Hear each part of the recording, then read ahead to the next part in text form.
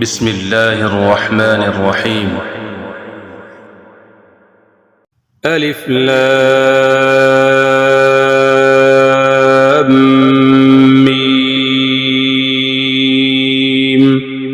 تنزيل الكتاب لا ريب فيه من رب العالمين. أم يقولون افتراه بل هو الحق من ربك لتنذر قوما ما أتاهم من نذير من قبلك لعلهم يهتدون. الله الذي خلق السماوات والأرض وما بينهما في 6 أيام ثم استوى على العرش ما لكم من دونه من ولي ولا شفيع أفلا تتذكرون. يدبر الأمر من السماء إلى الأرض ثم يعرج إليه في يوم كان مقداره 1000 سنة مما تعدون. ذلك عالم الغيب والشهادة العزيز الرحيم. الذي أحسن كل شيء خلقه وبدأ خلق الإنسان من طين ثم جعل نسله من سلالة من ماء مهين ثم سواه ونفخ فيه من روحه وجعل لكم السمع والأبصار والأفئدة قليلا ما تشكرون. وقالوا أإذا ضللنا في الأرض أإنا لفي خلق جديد بل هم بلقاء ربهم كافرون. قل يتوفاكم ملك الموت الذي وكل بكم ثم إلى ربكم ترجعون. ولو ترى إذ المجرمون ناكسوا رؤوسهم عند ربهم ربنا أبصرنا وسمعنا فارجعنا نعمل صالحا إنا موقنون.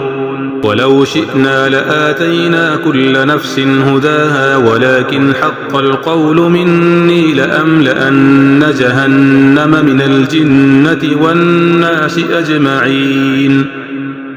فذوقوا بما نسيتم لقاء يومكم هذا إنا نسيناكم وذوقوا عذاب الخلد بما كنتم تعملون. إنما يؤمن بآياتنا الذين إذا ذكروا بها خروا سجدا وسبحوا بحمد ربهم وهم لا يستكبرون. تتجافى جنوبهم عن المضاجع يدعون ربهم خوفا وطمعا ومما رزقناهم ينفقون.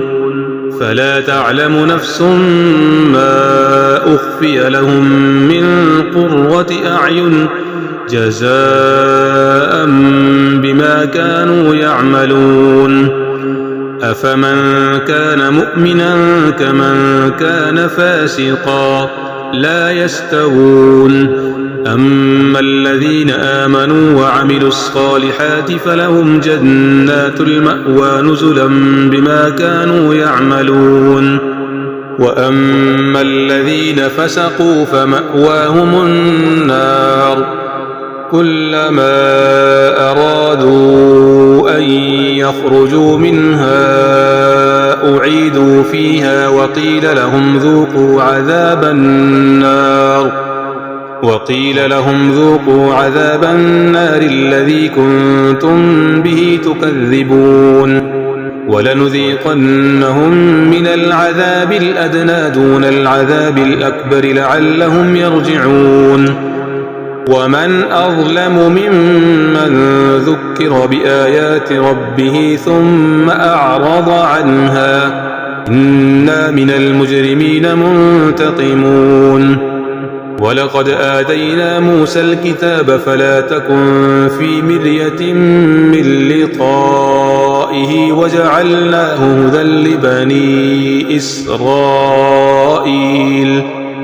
وجعلنا منهم أئمة يهدون بأمرنا لما صبروا وكانوا بآياتنا يوقنون إن ربك هو يفصل بينهم يوم القيامة فيما كانوا فيه يختلفون أولم يهد لهم كم أهلكنا من قبلهم من القرون يمشون في مساكنهم إن في ذلك لآيات أفلا يسمعون أولم يروا أنا نسوق الماء إلى الأرض الجرز فنخرج به زرعا تأكل منه أنعامهم وأنفسهم أفلا يبصرون ويقولون متى هذا الفتح إن كنتم صادقين قل يوم الفتح لا ينفع الذين كفروا إيمانهم ولا هم ينظرون